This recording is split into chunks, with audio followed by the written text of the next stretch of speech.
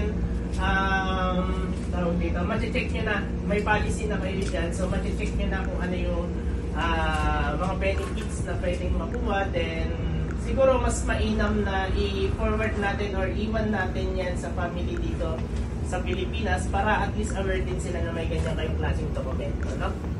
So yes, pwedeng picturean. Ayun.